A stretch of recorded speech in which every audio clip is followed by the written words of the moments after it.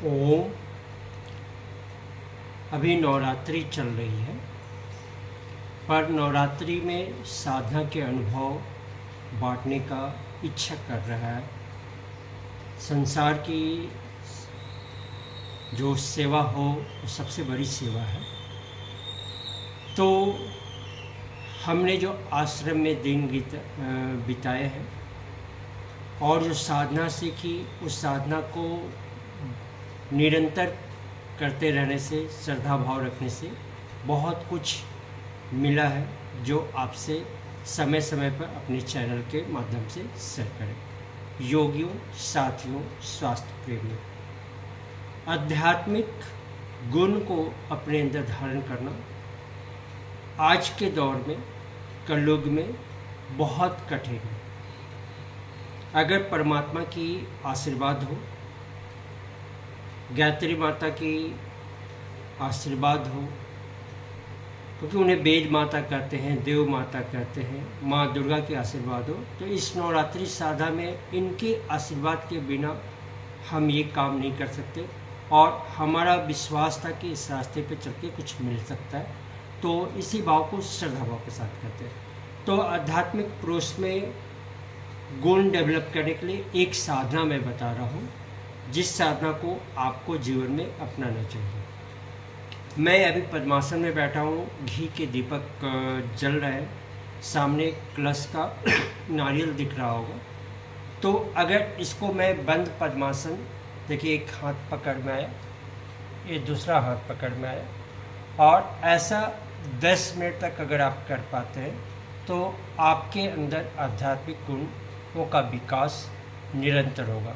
तो आइए कम से कम हम 5 मिनट करने का प्रयास करते हैं, ताकि आप विश्वास कर सकें, क्योंकि आप देखेंगे तो ही विश्वास करेंगे।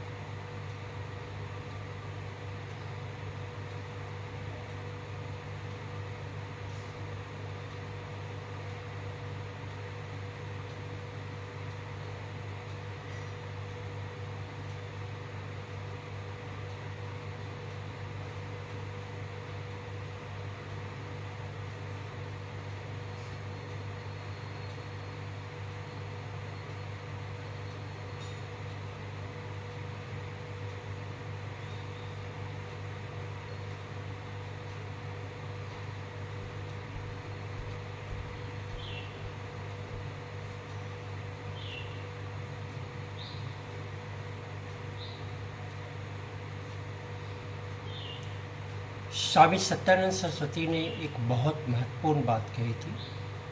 अगर आप आसनों में केवल जो है बंद पद्मासन जो है आप अगर 10 मिनट के लिए कर देते हैं तो किसी अन्य आसन की ज़रूरत नहीं है। और एक महत्वपूर्ण बात है, इसी बंद पद्मासन में अगर 24 बार गायत्री महामंत्र पढ़ लेते हैं तो आपको जो है निश्चित रूप से आपके अंदर वेदों का ज्ञान अपने आप आने लगेगा, ऐसा हमें पूर्ण विश्वास है। कैसे गायत्री मंत्र पढ़ते हैं, थोड़ा सा ध्यान देने की ज़रूरत है। ओम भूर्भुवः स्वः तत्सवितुर्वरेण्यं भर्गो देवस्य धीमहि धियो यो नः प्रचोदयात्।